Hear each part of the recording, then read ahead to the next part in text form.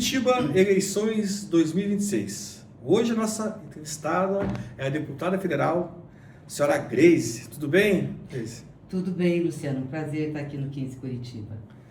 Então, a senhora, deputada, acho que está no terceiro mandato já. Segundo deputada, foi senadora também, tem uma grande experiência, ministra do governo, e agora é pré-candidata ao Senado. Por que o Senado, Grace? Porque eu acho que o Senado é um espaço importante para o Estado. A gente só tem 3 senadores.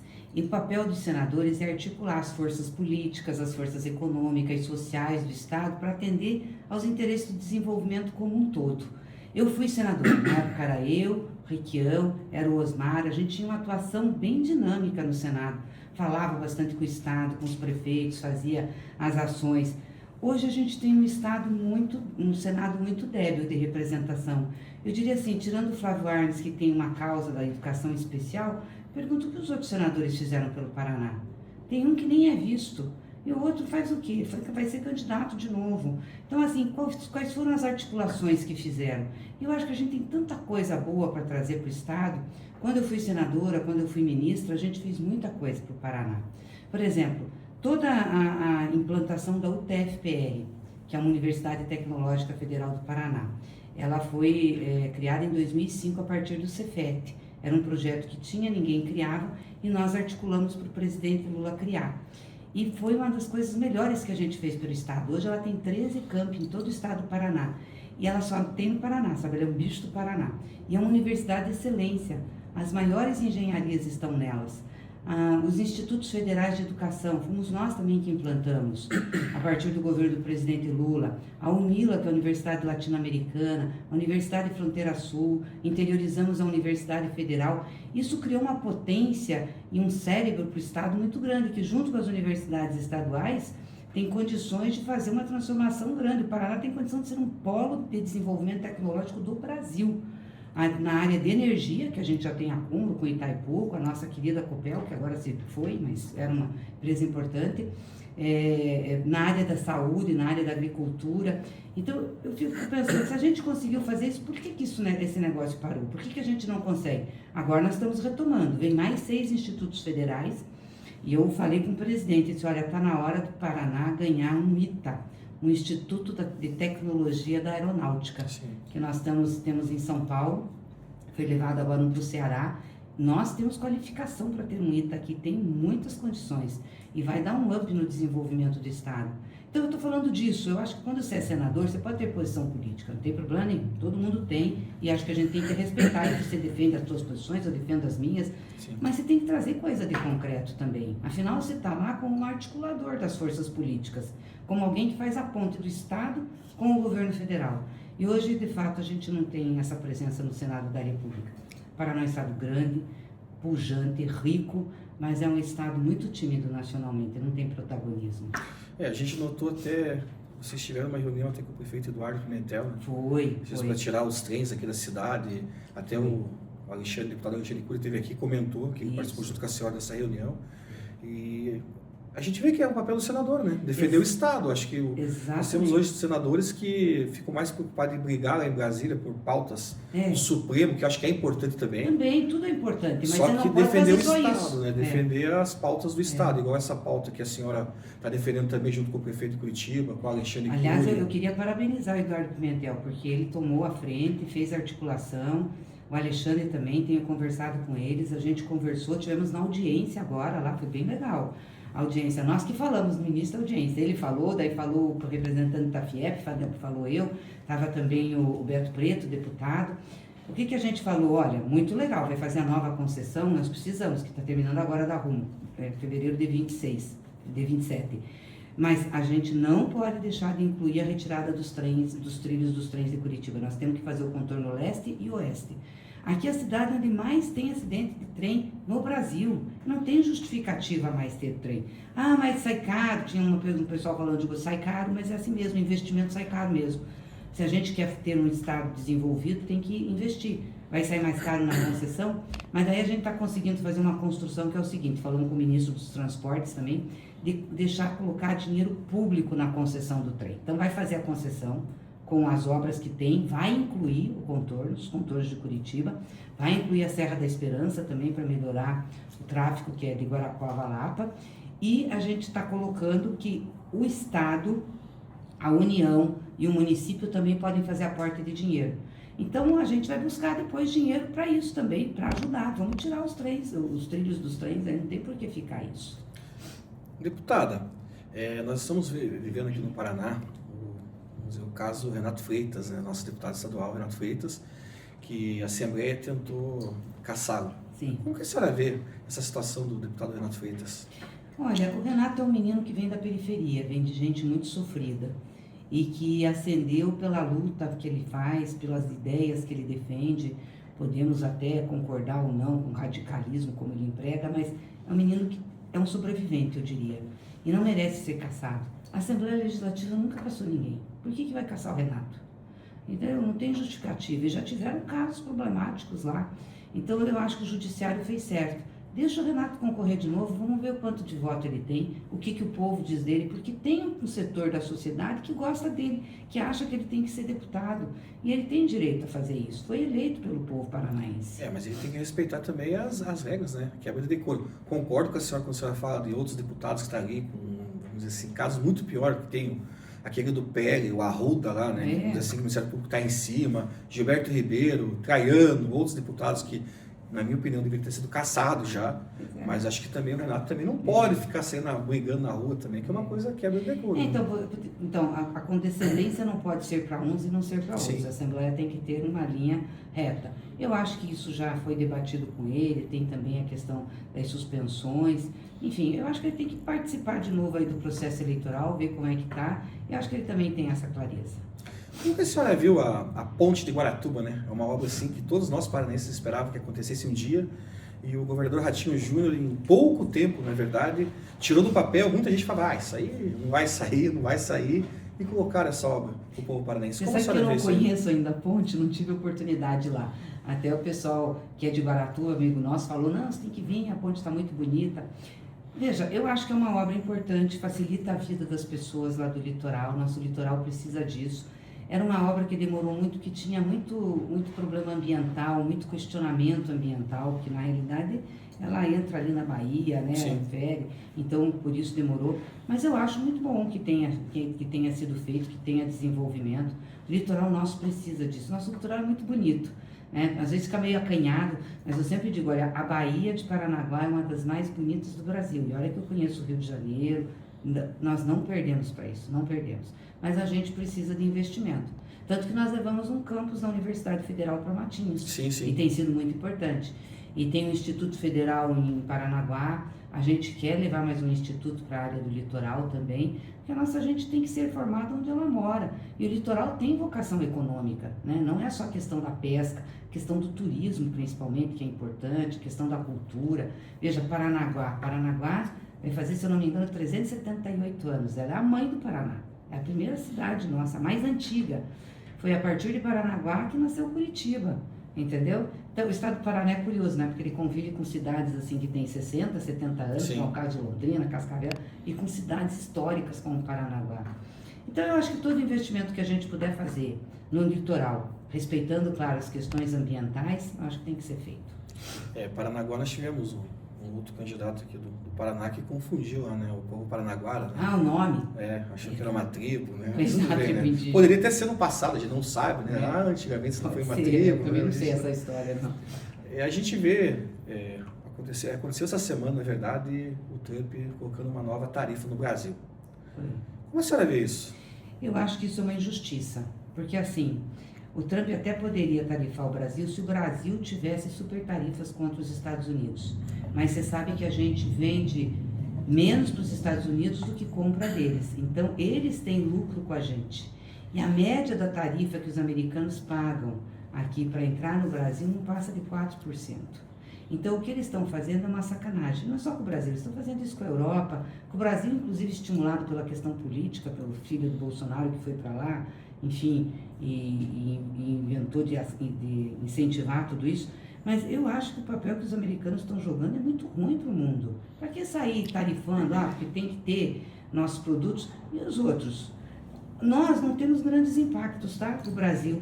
O nosso impacto é pequeno porque a gente abriu muito comércio. Por exemplo, a Ásia compra muito o Brasil. Então, se não comprar o produto do agro, os Estados Unidos não comprar, a gente tem para onde vender. Mas nós temos alguns setores que são problemáticos. E aqui no Paraná é um deles, que é o setor madeireiro. Por quê? Porque a indústria da madeira aqui, ela se especializou na cultura de casa para os americanos. Então, o prensado, as portas, o que a gente chama de moldura, que é a arquitetura interna das casas, tem empresas que só faz isso. Então, quase 100% dessa exportação são para os Estados Unidos.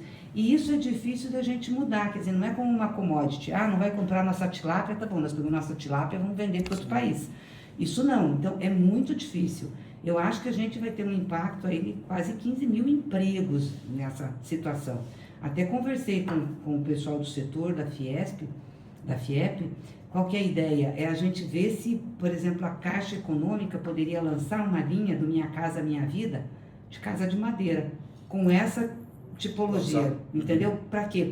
Porque a gente não tem como transferir isso para outro lugar, então eles vão ter que ter uma transição para eles poder vender a madeira ou o que eles fazem para outros países sem ser com a cultura americana. Então isso nós temos que proteger, isso eu acho uma sacanagem, entendeu? E o próprio povo americano está pagando, né? Porque quem quiser comprar o produto, eles vão pagar, vai dar uma inflação para eles, né? Não, e o nosso produto é competitivo, a nossa madeira. Aí eles inventaram de dizer porque a gente faz desmatamento. Eles são muito ignorantes, tá? Me desculpa. Porque a gente tem o menor índice de desmatamento dos últimos 10 anos. E o que a gente faz na indústria madeireira aqui é com plantação de madeira, é pinos, eucalipto, tudo certificado internacionalmente, não é desmatamento, não tem embuia, não tem nenhuma madeira nativa. Então é muita ignorância eles alegarem isso e tirarem. E o nosso pessoal é muito competitivo lá. O que o Trump vai fazer? Levar a inflação para os americanos. Vamos ver como é que vai ser a eleição agora que ele vai ter, né, final do ano, da Câmara, do meio Congresso. ano deles, Vamos ver se isso reflete. Como que a senhora está vendo esse caso do Banco Master, né? A senhora que está em Brasília há tantos anos aí. Como a senhora vê aí o impacto ao governo Lula também, o Banco Master? Como é que a senhora vê? Eu acho que isso é um problema que impacta o país, né? Eu costumo dizer, porque o sistema financeiro é sempre arauto da moralidade, né? Vem dar de dedo na gente. Porque o governo gasta muito, o governo tem que fazer limite de gasto, o governo não sei o quê, o governo não sei o quê. Mas eles deixam passar uma falcatrua dessa. Como é que ficar na barba do sistema financeiro um banco, né, chegar a esse ponto? Esse banco foi autorizado pelo Banco Central, Sim. na época do Campos Neto. Já sabia-se que tinha problema e autorizaram o funcionamento do banco. E é um banco que fez muita articulação política. Tem gente político envolvido, tem fintech envolvida, agora nós estamos vendo que tem inclusive crime organizado envolvido, né? O Vorcaro era um agente, né? Um cara que fazia negócios o tempo inteiro e alavancava o banco em cima do que a gente chama daquele crédito de segurança que os bancos têm. Sim. Hoje são 250 mil. Então, fundo garantidor, né? Fundo garantidor. Se o banco que você operar tiver problema, pelo menos 250 mil você vai ter. Agora, isso tem um custo para o Brasil. O pessoal diz, mas isso não é dinheiro público. Peraí, na Caixa é dinheiro público, porque a Caixa é pública. O Banco do Brasil é economia mista, então tem dinheiro público. E é um dinheiro nosso, na verdade, né? Porque a gente está pagando essa taxa, né? Isso, exatamente isso que eu ia falar. Por que as taxas no Brasil são muito altas? Por conta disso. Isso vem lá do Fernando Henrique. Eu não estou dizendo que foi errado, porque lembra quando teve quebra do monte de banco? Bamerindos aqui, né? Um exemplo nosso aqui. Teve uma... Eles fizeram um seguro, tipo assim, então não podemos deixar quebrar, porque isso vai ser um efeito sistêmico. Então, por isso que é muito caro o nosso sistema financeiro, mas é um dos mais seguros do ponto de vista correntista. Mas eles alavancavam, então, por exemplo, eles pagavam CDI, que os bancos pagam 80%, 90%, 140. Pagavam 140 alavancado do CDI. E teve gente que queria aumentar o fundo garantidor, no Senado e na Câmara. Então, para fazer o quê? Mais alavancagem? Para ter mais dinheiro? Aí teve o problema com o BRB, o envolvimento de um monte de gente, dos políticos. Aí a pessoa diz, mas isso pega o governo, pega o PT. O governo não. PT eu vi que falaram do Jacques Wagner. Sim. Ele que se explique se ele teve mesmo. Eles disseram que não, que tinha. Inclusive eu disse, não, confio em você. Mas se tiver, você tem que responder. Porque eles venderam aquele crédito cesta, né, que deve ser multiplicado. Mas até agora os maiores envolvidos não tem nada a ver com o governo. A senhora falou do Campos Neto. Tem a ver com o Flávio Bolsonaro, que é amigo. A senhora falou do Campos Neto, né? Sim. No mandato dele no Banco Central, a gente viu o governo, até a senhora foi uma que batia bastante na Selic. Sim. Foi mudado o presidente do Banco Central, a Selic continua nas E eu alturas, continuo né? batendo, que eu acho um absurdo. O que fazer para mudar isso aí? Eu acho que, primeiro, o Banco Central sempre quer ser mais realista que o rei, achar que a taxa de juros, o que a taxa de juros faz? Não é que ela contém a inflação, ela na realidade mexe no câmbio, no dólar, entendeu? Quando você tem o dólar muito alto, você faz taxa de juros para baixar o dólar. O dólar tem impacto na inflação porque muitos produtos a gente importa. Então, agora nós estamos com um dólar relativamente barato, nós não estamos com um dólar disparado, não tem justificativa. E com uma inflação também, pode não estar na meta, mas a meta de inflação no Brasil é 3%. Gente, isso é irreal. Não existe, não tem país que faça isso. Eu disse que o Conselho Monetário Nacional tinha que mudar. Bota uma meta de 4,5%. Que é hoje, né? Hoje está a inflação em 4,5%, né? 4,5%. Se você põe 4,5%, baixa o juro, deixa de pagar essa taxa de juros, você tem mais dinheiro para investimento, a economia cresce. Eu vivo brigando com o Galípolo, eu não me conformo com isso, já falei com o presidente, batia no Campos Neto, bato de novo também, acho que é um absurdo a taxa de juros que a gente tem no Brasil. Mas o próprio presidente Lula pegou e ficou quieto agora, né? Porque antigamente ele cobrava bastante, a gente não vê mais uma falando disso. Cobrava, por que ele não fala mais? Cobrava, ele cobra ainda também, que quer baixar, cobra menos publicamente, mas mais internamente, de que tem que baixar. Está baixando, mas eu acho muito devagar.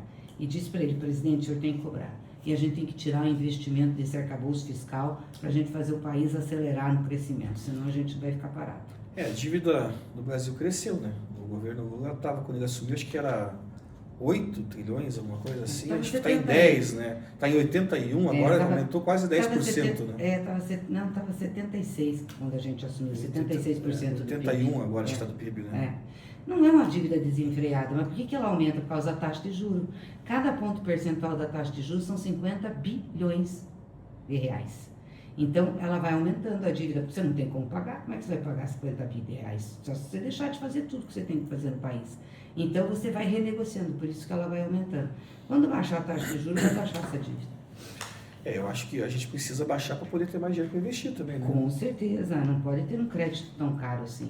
A gente tem dado os pulos, né? O presidente tem feito crédito, por exemplo, o Move Brasil para carro, feito crédito da agricultura, o Desenrola, que foi bem importante para as dívidas das pessoas e tem subsidiado o juro. Mas o certo é a gente ter juro baixo, não precisa ter juro alto do jeito que está. Como é que está o projeto Minha Casa Minha Vida hoje, né? Porque no governo Bolsonaro eles meio pararam de fazer esse investimento Minha Casa Minha Vida, a população mais humilde que usava acabou não conseguindo, né? Eles apenas entregaram o que veio dos governos anteriores, né? Como é que está Minha Casa Minha Vida hoje no governo Lula? Graças a Deus a gente recuperou. No governo Bolsonaro virou Casa Verde e Amarela, que parecia cabeça de como é que era o tubarão, que a gente não via, não é de tubarão, daquele outro peixe, não via. O que eles fizeram? Deixaram só o financiamento para o andar de cima, para quem tinha dinheiro dentro da caixa do FGTS. Faixa 1, que a gente fala, o FAR, não tinha mais nada. Esses dias a gente entregou até com o Eduardo Pimentel, lá no... Caximba? Não foi no Caximba, foi no Tatuquara, um conjunto habitacional que era da nossa época, que estava parado, que não tinha dinheiro. Aí o governo pôs, a prefeitura ajudou também, fizemos 240 unidades, muito importante. Hoje no Paraná a gente tem 142 mil unidades contratadas em execução. Mas o que é legal disso? Uma parte grande é faixa 1, que é aquela faixa subsidiada, para quem ganha até perto de 3 salários mínimos, que não consegue financiar. Se o cara for no banco, ganho 3 salários mínimos, quer financiar um apartamento, não vai financiar nunca. Então tem que ser pelo Minha Casa Minha Vida. Então a gente retomou com força, já são quase 3 milhões no Brasil inteiro e vai continuar, porque ainda o déficit habitacional no Brasil é grande. Nós tivemos aqui o Deltan, né, que ele é pré-candidato ao Senado. A senhora entrou no TRE, né, vamos dizer assim, e falou que ele não pode ser pré-candidato. Eu até questionei ele, porque o Joselito lá em Ponta Grossa conseguiu um documento, né, dizendo que ele pode ser candidato. Eu questionei ele, por que ele não tem esse documento também? Isso. Ele falou que eles estão vendo. O que é esse documento, afinal? Pode explicar para nós a certidão? Ele é pré-candidato ou não é pré-candidato? Ele se diz, mas ele está inelegível. Eu nem entrei no TRE, ele que entrou contra mim, porque eu falei que ele era inelegível. E ele é inelegível. Então, por isso que eu desafiei ele. Disse assim, ó, se você quer ser pré-candidato, diploma todo mundo tem direito. Você não pode ser uma fraude ambulante por aí, mentir para as pessoas. Estava até fazendo vaquinha para recolher dinheiro. Você tem que mostrar a tua certidão eleitoral. Pede a certidão. Só ele pode pedir, eu não posso pedir. Ele pede a ter certidão. Se a certidão disser assim, é elegível, vai ser. Ainda assim, ele tem que se submeter ao TSE. Porque o processo dele, ele recebeu 8 anos de condenação e dá inelegibilidade por 8 anos. Então, ele só pode ser candidato a partir de 2030. Entendeu? Então, eu acho errado ele fazer isso. Para que enganar o povo? Você sabe que ele não pode ser candidato. Ele quer ser candidato, então eu espero em 2030. Já foi a vez dele. Eu questionei, ele até comentou que se, vamos dizer assim, que aconteça ter que ser candidato lá na frente, cassem, né, ele de novo, igual caçaram quando foi deputado, tem uma nova eleição.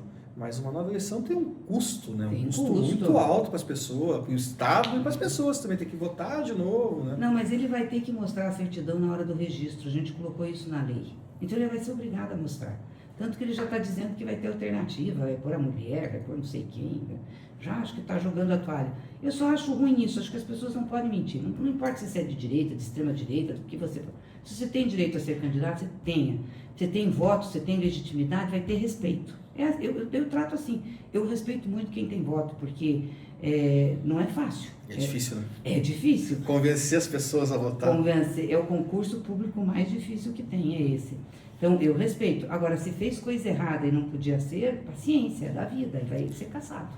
Como a senhora vê? A gente vê muito pré-candidato ao Senado dizendo que quer ser senador, porque quer caçar ministro do Supremo. Se a senhora virar senadora, como a senhora vai lidar com o Supremo? Eu não tenho problema nenhum de fazer impeachment de ministro do Supremo, porque é uma das funções do Senado, né? Você sabe que o Senado faz a sabatina do ministro, aprova o nome e também é responsável por fazer a parte de fiscalização. E o impeachment do ministro, do presidente da República, enfim. Então, não tem problema nenhum, mas tem que ter processo. Não pode ser uma bandeira política. Eu não gosto do ministro, eu acho que o ministro está errado. Então, entra lá, faz um processo, é o presidente do Senado que tem que abrir o processo, convence o presidente a abrir e vamos discutir. Eu só que acho que ser pauta política é muito pouco. Então, vou repetir, eu não tenho problema nenhum com isso. Se tiver que fazer impeachment, vamos fazer. Se tiver que discutir, vamos discutir. Vai ser da nossa função, é da função do Senado. Já fui senadora, sei como é que funciona. Agora, não pode ser só isso, né? Ficar muito pobre uma pauta dessa. O que o senador, o candidato, está pensando para o Estado? O que está pensando para a saúde? O que está pensando em trazer? A gente, por exemplo, fez uma ação muito boa agora com o governo do presidente Lula na área de saúde, que a gente retomou o piso da saúde, que estava cortado lá no governo Bolsonaro, né? Estava no arcabouço fiscal, no limite. A gente retomou e conseguiu retomar os investimentos. Estamos fazendo investimentos importantes aqui. Por exemplo, o Pequeno Príncipe vai receber do governo federal 15 milhões para construir a nova unidade. E foi uma coisa legal porque a gente fez isso em conjunto. Então, são 15 milhões do governo federal, vai ter uma parte do governo do estado, vai ter mais 15 milhões da Itaipu. Sabe, a gente foi juntando, assim, para dizer, ó, então vamos construir uma unidade legal do Pequeno Príncipe, que é um hospital de referência, um orgulho para nós, atende as nossas crianças, né? A Santa Casa também vai receber agora um recurso do governo federal. Nós tivemos, faz 15 dias, lá no Mercado Municipal, junto com o prefeito Eduardo e junto com o vice-ministro da Saúde, Adriano Massuda, que é curitibano, anunciando um aumento no teto da atenção hospitalar aqui de 24 milhões, que vai agregar no teto de Curitiba. Então, vai dar mais condições do município a atender a população. A gente fez também, através da Itaipu, a energia solar. São 98 milhões para a FEMIPA, que é a Federação das Santas Casas e Hospitais. Então, por exemplo, a Santa Casa de Curitiba recebeu. Economiza 90% da conta de luz.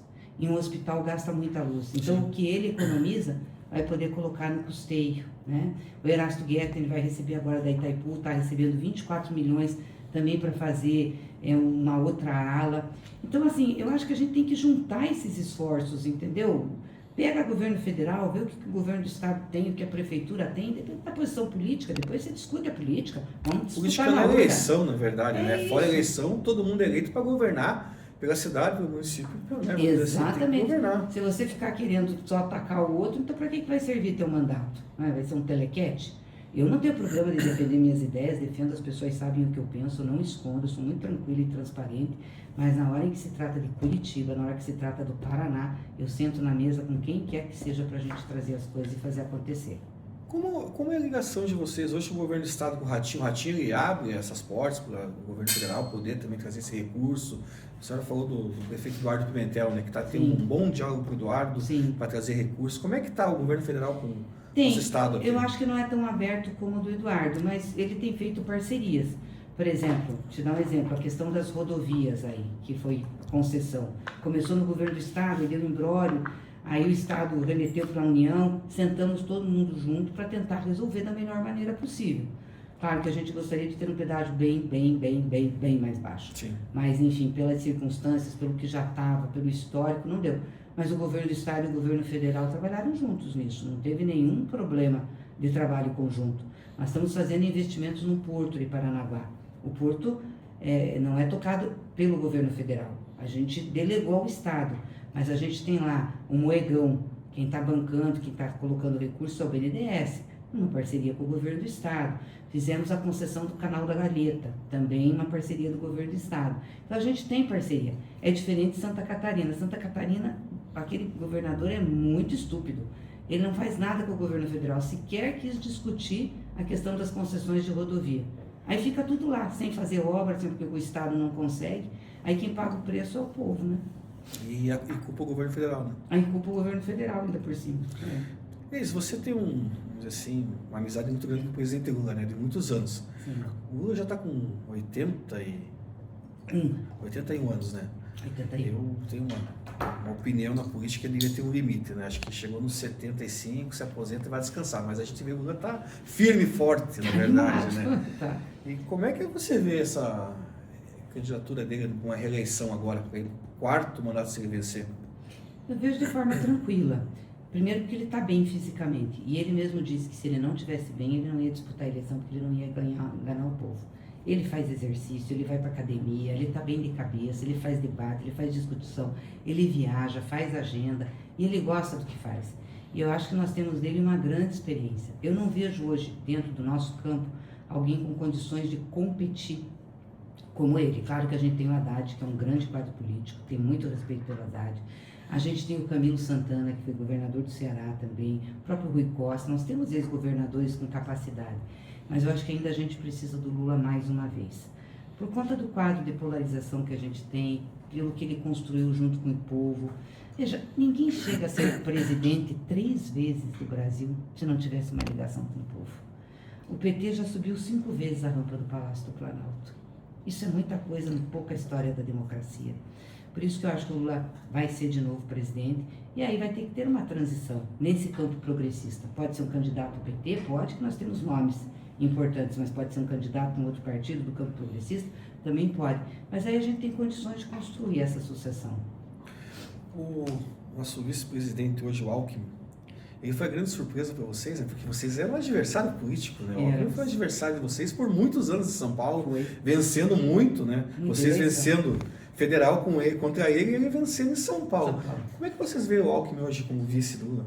Olha, eu adoro o Alckmin, adoro ele, sou apaixonada por ele, pelo jeito dele fazer política. E, de fato, muita gente acreditava que não ia ser possível. Mas a nossa oposição ao Alckmin, a dele com a gente, não era uma coisa de ódio, não era uma coisa de desconstrução, de destruir o outro. Era de disputa de posição política, de ideia de país. Ele tinha uma ideia mais liberal da economia, tinha uma ideia de segurança pública diferente da gente, eram de ideias. Mas nunca faltou respeito ali, entendeu? Nunca sobrou agressividade, tinha embates duros. Quando a gente viu aquela situação aí com o Bolsonaro, 2018, a tragédia que foi aquele governo, e também a forma dele governar, né, de exclusão, de ódio, de querer ficar no poder a qualquer custo, ter uma ditadura, esses setores que a gente chama de centro-direita, ficaram preocupados. E isso nos deu possibilidade de conversar. E foi uma grata surpresa. O Alckmin é uma pessoa muito séria, muito firme, muito leal, muito correta. E a nossa militância adora ele. Era muito engraçado na campanha de 22, a gente saía com ele e com o Lula, porque a nossa militância é de abraçar, de beijar, de pegar, né? Acho que no PSDB o pessoal era mais contido, assim, mais certinho, ficar mais sentadinho. E a nossa militância... E às vezes a gente ia para os eventos e perdia o Alckmin, dizia, gente, onde é que está o Alckmin? Estava lá atrás, sendo agarrado pelo povo, digo, vamos lá resgatar o Alckmin. Mas ele gostou também, eu acho que ele está cumprindo um papel muito legal. Tanto como ministro da Indústria e Comércio, como vice-presidente da República. Você fez parte do governo da Dilma, né? Você tiveram o Temer de vice na época e o Temer teve aquela toda a sensação, aquela mudança de governo, na verdade, né? Fizeram o impeachment da Dilma e tiraram a Dilma. O que aconteceu ali? É difícil as pessoas perguntarem para vocês, na verdade, do PT, né? A pedalada fiscal era algo que acontecia, né? Vamos dizer assim, nos governos anteriores, do FHC, do próprio Lula, aconteceu a pedalada fiscal. O que aconteceu para o impeachment da Dilma? Olha, eu acho que ele teve uma conjunção de fatores. Primeiro, assim, a Dilma não tinha jogo de cintura política. Nunca foi uma pessoa da política. Imagina, o primeiro cargo dela foi presidente da República. Ela é uma pessoa extremamente séria, muito honesta, muito competente. Eu aprendi muito com a Dilma. Grandes programas que nós fizemos no Brasil, a gente deve muito a ela. Entendeu? Todo o programa de investimento em logística, modernização de portos, de aeroportos, de rodovias, a gente deve muito a ela. Programas importantes da saúde que ela fez, das unidades básicas de saúde, da reconstrução, na educação, que é uma pessoa muito competente, mas ela não tinha paciência política. E isso acho que foi criando um clima, porque o Congresso, quem é deputado, né, sabe, gosta de ser recebido, gosta de ser... Acho que ela achava que não tinha tempo, enfim. Eu acho que isso foi criando um clima, e aí acho que teve também alguns erros na condução da política econômica, que acabou levando também ao desgaste, né? Teve uma inflação grande, levou um desgaste popular, e aí o mundo da política viu a oportunidade de tirar a Dilma. E quem articulou isso tudo foi o PSDB, que hoje sumiu do mapa, o Aécio Neves. Se eles tivessem esperado mais uma eleição, talvez teriam ganho a eleição. Não, mas quiseram dar o golpe. Aí o que aconteceu? A extrema-direita, que ficava lá incrustada atrás do PSDB, disse, não, agora chega de vocês, também não queremos mais vocês, agora é nós que vamos. E foi, a gente abriu as portas para isso. Então, eu acho que foi isso. Isso nos dá uma lição, né? Porque, assim, não é que você tenha que ceder tudo na política, mas você tem que conversar muito, você tem que mediar muito. Às vezes você tem que ter paciência, porque nem sempre as conversas são tão republicanas, nem sempre são tão certas. Mas o que você vai fazer? É o interlocutor que você tem, então tem que ter paciência.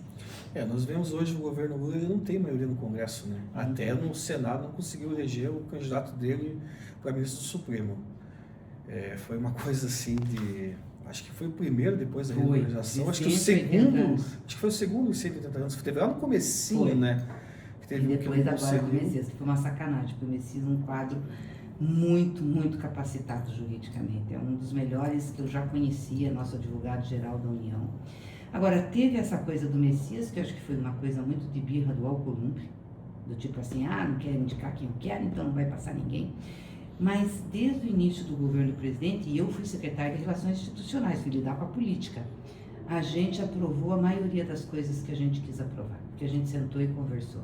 Por exemplo, um dos projetos que eu acho mais importante foi na gestão que eu estava frente da SAI, foi a isenção do imposto de renda para quem ganha até R$5.000. E começar a tributar o andar de cima, que ganha, entendeu, por lucro e dividendo e não pagava imposto. Isso é um absurdo. Assalariado paga imposto e quem ganha dividendo não paga imposto. Então a gente começou a taxar e a gente conseguiu aprovar isso no Congresso. Então eu acho que assim, tem que ter paciência, tem que ter mediação. Às vezes você não consegue 100%, então consegue 80%, consegue 70%. Não pode deixar de avançar. Então vamos caminhando e vamos construindo. Você falou de isenção do imposto de renda, né, dos 5.000. Eu vi que passou na Comissão de Segurança, na Câmara Federal, um projeto que eles querem, passou na comissão, então, na primeira comissão, mas um projeto para não cobrar imposto de renda dos militares, né, policial. Qual é a tua opinião sobre esse projeto? A gente tem que ter um cuidado, porque assim, todo mundo na prática teria o direito de não pagar pela função que tem. Mas aí você não cobra dos militares e não vai cobrar dos professores? Sim, vai vir outras profissões também que também acho que tem o direito. Que tem o direito para fazer. Então, às vezes é melhor um corte de renda que você pega de todas as profissões, mas dá direito àquele que ganha menos a pagar menos, do que você fazer por profissão, que aí você causa uma guerra, né? Um desequilíbrio. Eu sou a favor que a gente aumente o limite de isenção do imposto de renda. Acho que o trabalhador tem que pagar menos imposto possível, porque a carga tributária no país é muito injusta. Por que ela é injusta? Porque ela é indireta. É no consumo que está a maior carga tributária nossa, que é diferente de outros países. E para mudar isso é muito difícil, tá? Porque quem é rico não quer pagar imposto. Então, para você tirar o imposto do feijão, do arroz, do macarrão, da batata, você tem que pôr para alguém pagar, que é o mais rico, certo? Que ganha dividendo, que está nas empresas. Esse pessoal tem lobby no Congresso Nacional e é forte.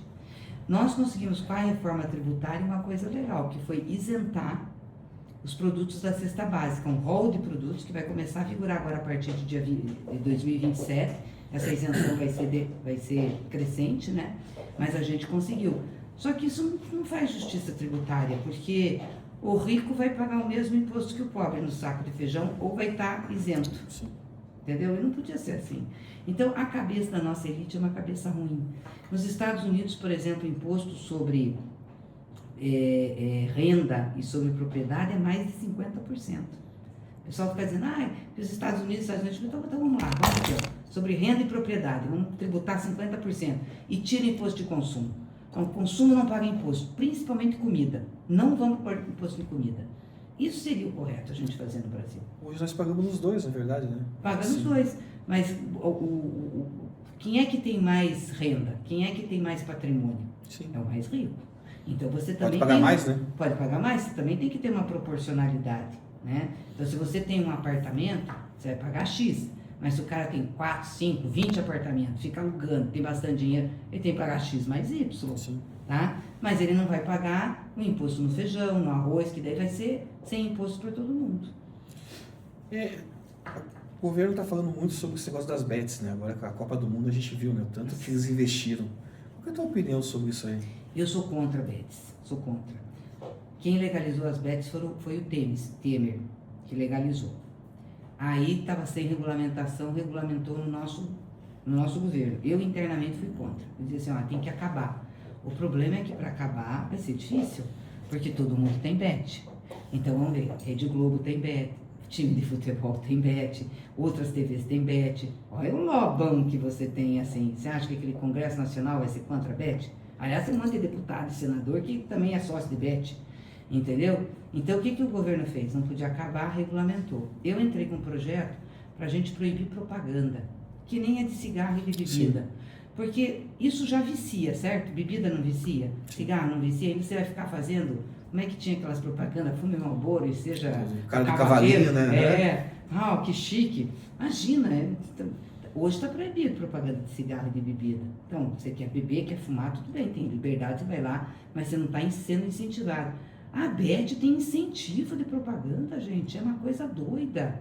É o tempo inteiro. Tinha, inclusive, o pessoal ensinando a jogar, os youtubers e tal. O governo tomou uma medida agora, proibindo isso, proibindo que não pode fazer. Mas ainda não conseguiram proibir por completo a propaganda. Eu acho que tem que proibir, pelo menos isso tem que fazer. Porque as pessoas estão endividadas, isso é uma chaga, um mal, uma peste. É uma doença, na verdade, né? É uma doença. Não, e é tudo no celular, né? Você pega o celular, você não sabe nem para onde está indo esse recurso. Tinha uma época, não sei se você lembra, que era a discussão do cassino. Sim, sim. Eu também era contra cassino, jogatina, sou contra. Mas entre isso e ter cassino, então é melhor ter cassino, porque pelo menos você tem lá restaurante, você tem hotel, você emprega, o dinheiro está sendo colocado ali. Só que você não sabe para onde é que vai. Ele não circula na economia, entendeu? Fica para um grupo pequeno de gente que está enriquecendo loucamente. Um dos grandes problemas do Brasil, não digo nem que é culpa do governo federal, acho que a culpa de todo mundo, a segurança pública, né? A gente vê em todos os estados aí grandes problemas de segurança. Teve gente que veio aqui, nós entrevistamos e falou, não, mas veja bem que São Paulo diminuiu hoje em dia o número de mortes, né, de homicídios. A gente sabe que São Paulo é o crime organizado que manda, né? Você pode matar ou não pode matar, é eles que decidem muitas coisas lá, vamos dizer assim, que a gente vê na TV. Desse tipo, Então, o que o governo federal está fazendo para mudar isso, né? A parte de segurança pública? Veja, a gente tinha que criar um sistema de segurança igual é o SUS. O SUS o que é? Você tem o papel do município, o papel do Estado e o papel da União. Ninguém vai dar conta sozinho de um problemão como esse. A saúde sempre foi um grande gargalo. O SUS é um grande projeto, porque cada um sabe o seu papel. Claro, Precisamos melhorar? Precisamos. Mas a União sabe qual é o seu papel, o Estado sabe qual é o dele, o município sabe. Na segurança pública, fica um empurra. Porque, por exemplo, a União não tem policiamento ostensivo. Tem a Polícia Federal, Polícia Rodoviária Federal, que é o mais ostensivo de estrada, Polícia Penal. Então, a Polícia Federal não está nos bairros. Quem faz policiamento ostensivo? É a PM. E as guardas e as polícias municipais. Polícia Civil é investigativa.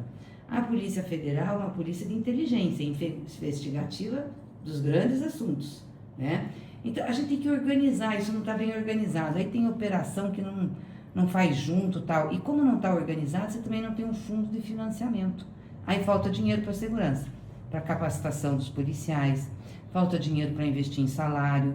Porque, gente, vamos combinar, o praça põe um risco em vida. Sim. Ele está na comunidade, ele é da comunidade, mas ele está lá enfrentando bandido, ele pode sair vivo e chegar morto. Sim. Entendeu? Precisa ser valorizado. O guarda municipal também precisa ser valorizado. Toda a polícia precisa. Então, a gente precisa de dinheiro para estruturar isso. Sem dinheiro você não faz nada. Por isso que a gente mandou para o Congresso a PEC da segurança. O que era a PEC? Organizar o SUSP, Sistema Único de Segurança Pública, igual o SUS. Então, o município responde por quem? Então, ele tem guarda municipal, é policiamento comunitário. Como é que ele vai agir nas comunidades? Qual é o seu papel? Estado. Estado é polícia ostensiva. São as operações da polícia militar para prender a bandidagem. Tem que ter bandido, tem que ser preso, não pode ficar na rua. Mas tem que ter recurso. Polícia Civil é investigativa, também tem que ter recurso. Polícia Federal são as grandes operações. Então, assim, qual é o esquema financeiro do PCC? Tem que estrangular financeiramente. Porque não adianta você combater o crime no território e deixar o dinheiro jorrando, porque eles substituem gente que morre no território. Sim. Então, nem é isso, substitui o cara, o menino, vai lá e substitui.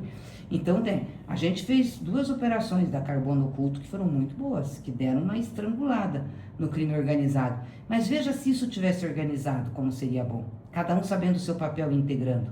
A gente tem uma experiência na fronteira que é muito legal com o BPFRON, o Batalhão de Fronteira.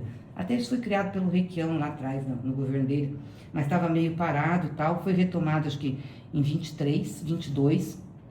A Itaipu fez um processo lá com a fronteira e a gente continuou, ajudou. São 25 milhões que foram investidos na fronteira em Guaíra, que é uma das regiões mais sérias, mais problemáticas de fronteira que a gente tem. Porque ali tem fronteira por água com Mato Grosso do Sul, fronteira seca com Mato Grosso do Sul, o Mato Grosso do Sul tem fronteira seca com o Paraguai, é uma coisa...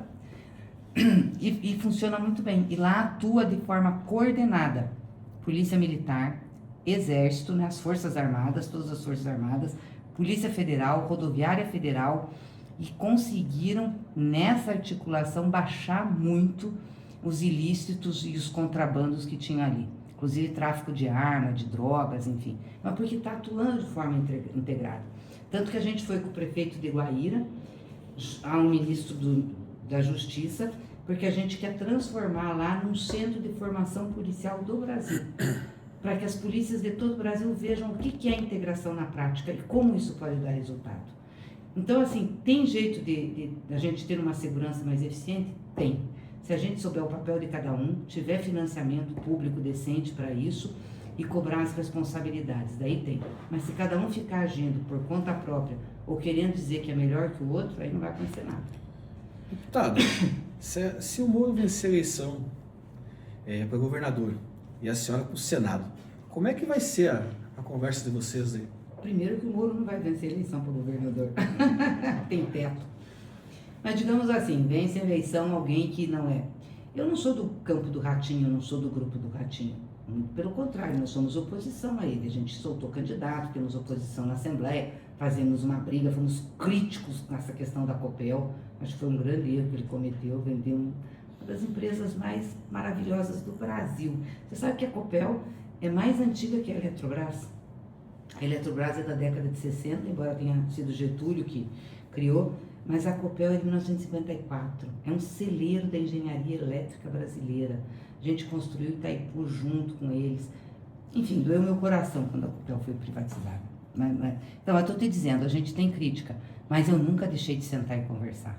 Nunca deixei de dizer, não vamos atender o Paraná. Nunca fui à mesa do presidente e dizer, você não discuta aqui o pedágio, não quero que seja assim, não passe recurso pela saúde, muito pelo contrário.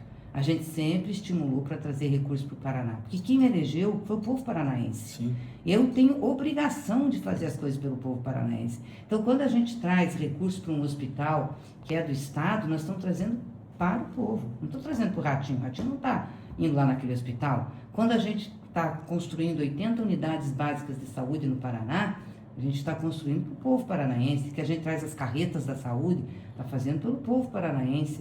Então não tem essa. Então qualquer um que se eleger, a gente vai ajudar.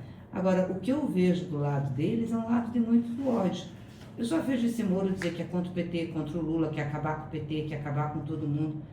Ora, Paraná é um estado onde ninguém se cria sozinho e ninguém acaba com ninguém. É um estado de cooperação. Por isso que a gente tem as maiores cooperativas e é o estado que mais tem cooperativa no Brasil é aqui. Quem não entender isso não entende o estado. Se ele continuar com esse discursinho, que é só isso que ele tem a oferecer, não tem liga. Por isso que eu estou dizendo, é muito difícil ele se eleger. Agora, qualquer um que seja eleito governador do Paraná, nós vamos estar juntos para ajudar o povo do Paraná. Posso ter crítica, e vou criticar quando achar que está errado, vou dizer o que eu acho que está errado, não vou poupar, mas jamais, jamais vou deixar de colocar recurso aqui, interromper alguma coisa ou fazer alguma coisa contra o Estado para prejudicar, vou prejudicar o governador, não. Se eu for, isso vai prejudicar o povo do Paraná, isso jamais se vai me ver fazendo. Nós estamos vendo o ministro Flávio Dino do Supremo combater aquelas emendas PIX lá que o pessoal estava fazendo muito esquema, muito rolo, na verdade, né? Deputado daqui mandando para o Nordeste mandando para cá. Como a senhora vê essa parte dessas emendas? Hoje o Congresso tem um poder muito forte do orçamento. Está errado, na verdade, né? Eles não foram eleitos para isso. Está Eleitos para legislar. Que... Como mudar isso? Então, o Congresso não executa, né? O Congresso legisla. Claro que ele pode mexer no orçamento, porque o orçamento é uma lei. Então, ele tem direito de fazer emenda, de fazer as coisas, de discutir com o governo para redirecionar. O problema é que o Congresso tem uma cota de 50 bilhões de reais. Sabe quanto que o Brasil tem para investir total no executivo de investimento? Menos de 70 bi. Então, o Congresso tem a mesma verba de investimento total do país. Isso desvirtua, porque o poder dos deputados fica imenso, entendeu? E muitas vezes atrapalha as negociações, né? E aí causa todo esse tipo de problema. Problema que você vai fazer, não, mas a gente ajuda o município. É verdade, ajuda, as emendas ajudam. O problema é que você não faz um investimento planejado, cada um faz um investimento naquilo que acha que é melhor para si, né? Para o seu mandato, para o mandato do prefeito. Quando você tem esse dinheiro centralizado, o governo faz um projeto, por exemplo, o PAC, Plano de Aceleração do Crescimento. Ele olha e diz assim, não, vamos investir em casa, porque investir em casa você abaixa o déficit habitacional, mas você movimenta o mercado da construção civil, você emprega muita gente, então tem uma série de outros efeitos. O governo sempre pensa assim. No caso das emendas, não. É muito difícil colocar esse gênio para dentro da garrafa de novo, né? Porque teria que ser o Congresso Nacional a votar contra ele mesmo. Eu não iludo ninguém, isso é muito difícil de acontecer. Duvido que o Congresso, a não ser que seja uma ordem judicial, e não sei se o Supremo compra uma briga tão grande como essa, que seria intervir num outro poder, aconteça. Mas que, de fato, não é normal, não é. Não tem nenhum país com essa realidade. Só que nós estamos vendo também que o presidente de partido está mexendo com emendas, né? Eles não foram eleitos para isso, né? Pois Teve caso aí em São não, Paulo. não tem mandato. Não tem mandato, sim, para mexer com emenda. O Valdemar da Costa Neto, às vezes eu fico olhando ele, presidente do PL, né? Fico olhando ele e me dá vontade de dar risada. Porque ele não tem papas na língua. Ele diz, não, é verdade, mas eu tenho que mediar na minha bancada. Por exemplo, o Tiririca não tinha para onde dar as emendas dele. Então eu peguei as emendas dele e dei para o outro. Digo, gente, mas não, como é que o Tiririca não tem condição de dar as emendas? Então vai lá e orienta ele a dar. Mas não ele dá as emendas para você decidir onde vai colocar, sabe, é uma coisa assim, parece uma coisa tão fácil, e olha, e é justamente no PL onde a gente tem os arautos da moralidade, que ficam criticando a gente o tempo inteiro, né, então essas coisas têm que mudar, porque senão a gente vai para um viés muito ruim. Um projeto que está no Congresso, mas pelo jeito eles vão segurar para não ser votado esse ano, é a escala 6x1.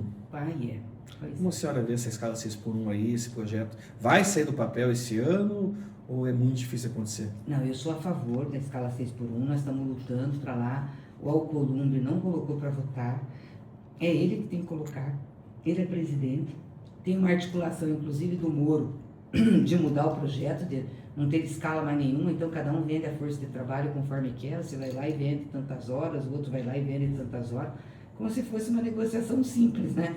Nós vamos voltar... Antes da Revolução Industrial, né? Exatamente. 16 horas, 18 horas o povo trabalhando, 7 por 0. E vamos lá, né? Uma cabeça doida. A escala 6x1, ela é muito violenta. Eu sei que eu estou falando que para gente que é com carteira assinada e tem gente que não tem carteira e que também faz escala pesada. Mas eu falo principalmente por conta das mulheres, que são as que mais trabalham em escala 6x1, por causa do comércio e dos serviços. É difícil demais, gente, você trabalhar, por exemplo, de segunda a sábado só ter o domingo, ou trabalhar de domingo a sexta só ter o sábado. E trabalhar em casa também, né? Porque ainda tem que trabalhar em casa também, porque né? daí chega, a maioria não ganha muito bem. A média Sim. salarial é de 2 salários mínimos, não tem condição de contratar alguém para cuidar da casa. Aí chega, ainda vai lavar roupa, vai cuidar dos filhos, ajudar a filha a fazer lição. Aí você tem um dia só por semana para você organizar toda semana com a família e descansar, não descansa. As pessoas estão pirando, as mulheres estão cansadas, estão estressadas, estão exaustas, estão tendo problema emocional e mental, mas é por conta dessa carga, entendeu? Dessa pressão. Por isso que é importante, pelo menos 2 dias as pessoas têm que ter para descansar. Não é possível, nós não estamos... E com a tecnologia que a gente tem, né? Então, claro, tem gente que não quer, mas tudo bem, daí é um ou outro que tem opção, mas a regra tinha que ser essa, tinha que ter 2 dias. Deputada, eu quero agradecer a presença da senhora, passou tão rápido essa hora, praticamente, e já deixar o convite, né? Depois da convenção do PT vai ser que dia? Vai ser dia 25 agora de julho. Vai ser dia 25, então Isso. depois do dia 5, né? Que passa o prazo de agosto, que vai passar os prazos das convenções. Convidar a senhora para vir de novo aqui no 15 Curitiba, para a gente fazer uma entrevista daí com a candidata ao Senado pelo Paraná. Tá? Venha, daí para a gente falar um pouco das propostas, né? Porque sim, agora sim. nem dá para falar, porque não dá para fazer campanha, pré-campanha, mas quero vir sim. Quero agradecer muito você, Luciana, agradecer a todo o pessoal do 15 que está nos escutando, assistindo. Muito legal. Obrigado, deputada.